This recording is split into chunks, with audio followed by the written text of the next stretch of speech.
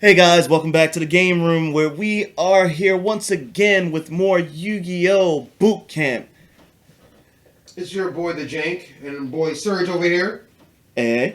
And today, as you know, as you're seeing, you notice we're just going over what the cards are and everything. As we get, everything will come full circle once we finally get to the video where we actually go over the mechanics of the game. We're just telling you this stuff ahead of time, so when it gets to us talking about the game, we don't have to re-go over cards, placement, and things of that nature. Just so you know. Right. But today's category, we're going to just break down spells and trap cards and the emblems that are on the side of the card so you can understand what each represents.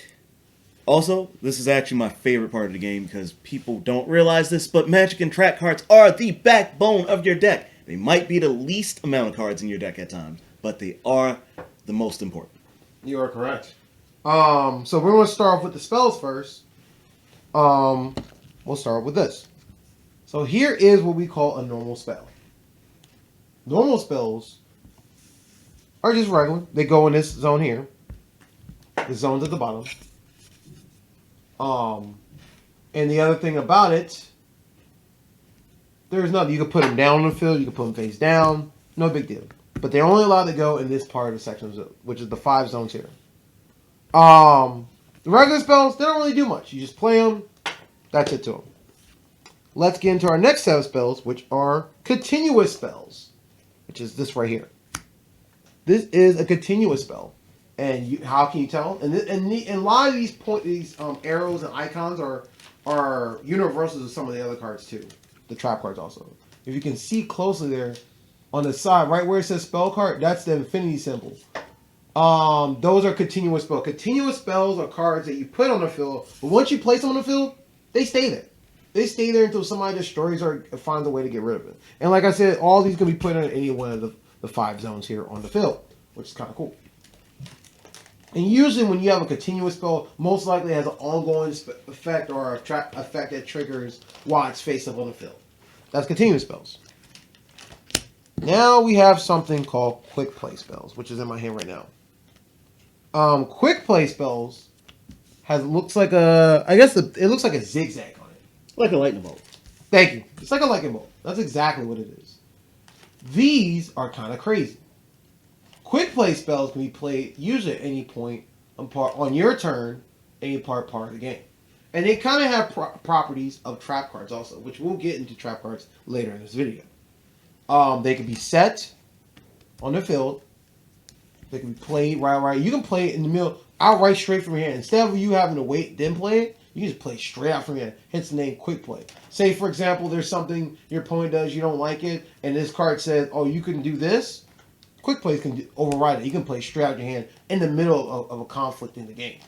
Regular, normal spell cards without the symbol can't do that. That's that. Now we have one of my original favorite type of cards in the game, which are equip cards. Yeah. This has a cross on the side of it, as you can see here. Usually the equip cards are made to help boost a monster and give monster inherent regular cards that are originally poor, stronger effects or different abilities. So for example, this card may say, what does it say? It says, monster equipped with this card increases attack by 700. So that means the attack of the monster will increase. It's pretty simple. And this will linger in the spell and trap card zone, just like every other card does. And if your opponent monster destroys the card, gets rid of it, then that monster loses its effect. Simple as that. Now, we are actually missing a spell card type, and I can't find my book with it in there right now, but that would be ritual summoning. Right. So as you heard in a couple videos ago, ritual summon, you basically play it, you pay a tribute for the card, and you make a ritual monster. That's all it does. And it has a fire emblem on the top right-hand corner where you saw the infinity symbol or the lightning bolt or the cross symbol. Simple as that. But that's all of our spell cards. It's pretty simple. The only other difference in the spell card is the one with the pendulum cards, which are this. And we'll break these down when we get to our videos on different types of summonings and things of that nature. But now on to the other part, which are trap cards. Oh, no, we forgot one more thing. How can I forget my last part? Now, this is something a little interesting. So you remember that top field, the field over here I showed you about a while back, this top left-hand section? says fill card zone up here. This is kind of important. This is the last card we haven't explained from the spell card. Is your fill card. This actually has, it's like a cross like the other one. But this one's a little different. Let's bring this down just so you can kind of understand this card. I guess really to explain that emblem, maybe it's more of like a star than a cross. Yeah, this is more of a star because the other one's literally a cross. This is more like a star. I'm sorry if it's hard to see with It's all the very shiny, shiny. how shiny the card is. Note the stuff. I need to get more dollar cards for these videos. But I'll work on it. the fill card is usually like, think of it as a almost, I won't say it's an AoE move because if I said that would be the wrong terminology for it. But it's an area effect. And the area effect cards usually stay over here. This is the one time where the spell and trap cards do not lie on the bottom here. The spell card actually relies there. And only a spell card, a fill card that can go here. By having that cross, not cross, but the star emblem. And usually this helps either boost the monster or help the monster be prevented from something, whether it's getting destroyed or whatever. And whatever it says on the card, that's what it does. And it always affects everything that's on the field. Whether it's on this side of the field or that side of the field, depending on what the card says, more or less. Now that's all of our spell cards. Now we're getting to trap cards. My favorite.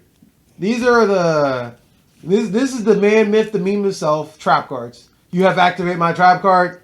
Welcome to what the trap cards look like. They're all the purple cards. Not the same purple as the fusion cards, but they're almost similar in color. And there's different types of trap cards just like the spell cards too. Let's start with the original spell card, which is over here. Move this out the way. Oh, these are actually not shiny. Finally. You're welcome. So this trap card is a normal trap card. Now, trap cards are a little different spell cards. Spell cards you can play outright from your hand and right the turn you play them. But trap cards, you usually have to wait a turn before you play it. And by I mean turn, I'm not saying when you and your opponent go. I'm saying as soon as your turn ends, that's usually when you can play the card. Trap cards, you have to start out having set on the field. So you remember I told you spell and trap card, you could put set up, you could put it face down, put it face up. This you have to start out face down before you can put it face up. When your turn passed, that's when you can, if your card meets the requirements, then you could do it on your opponent's turn. We'll go more in detail with that later on in a different video. But these are regular trap cards. That's it. Now, here is a continuous trap card. Sounds familiar, right? We went over this, and it has the same infinity symbol. And since this is a common card, I can show you. This same infinity symbol right here is the same symbol that's on the spell card, which was blocked out via the holographicness of the card. This still has the same thing like the other trap cards. We have to set them first before you flip them up. But in this case, after you flip it up, this stays face up on the field. And the same rules apply to this, just like the spell card. It stays face up, and it helps boost, support your card, and it stays up as long as somebody doesn't destroy it, gets rid of it from the field. That's a continuing trap card. That's that. And there's one last type of trap card in the game, and this one's a little crazy. I will use the other one. The other one? This one's not. Oh, that's not shiny. This is a counter trap. This has a little, look like a check mark on it. Now, this symbol is not on the spell cards. Trap cards are the end-all, the be-all trap cards. There are probably some of these strongest trap cards in the game. Counter traps have an interesting thing. Once you play a counter trap, no other thing can outbeat a counter trap unless you play a counter trap. So, say for example, we start chaining different cards, whether it's regular cards, regular cards, continuous cards. Say we're chaining them back to back to back, right? The moment I play this with that little check mark on it, nothing can outdo that. No, nothing can outdo a trap card. And that has to do with the thing called spell speed, which I will not go over into the mechanics video, because that's a whole other can of worms that I shouldn't be going over now. But there it is. There's your spells and trap cards. This video is fairly short. This one is straight and to the point compared to the other ones. So the only thing you need to take from this, spell and trap cards can go along this bottom row here, and only your fill card can go here. And a fill card will always be a spell card, more or less. And that's basically spell and trap cards. Thank you for watching, and hope you see you in our other videos. Yeah. And also, guys, don't forget to like, share, subscribe. Please make sure to go out and check out Jank's channel. He's always doing very, very fun content over there. Especially if you are a Rivals the Aether fan. He's also playing, what is it? Which Yu-Gi-Oh game are you playing currently? We are playing Yu-Gi-Oh! Master Duel. So if you want to see me play, you want to stop by, ask questions while I'm streaming, definitely check out. I do play the viewers in Yu-Gi-Oh! Master Duel. So if you want to come challenge me, on a burst in a fight. Yeah, and if you're learning any basics from here, you can definitely go and show them that you're learning your basics. That being said, thanks for joining us here in the game room. We'll see you next time, guys. Peace.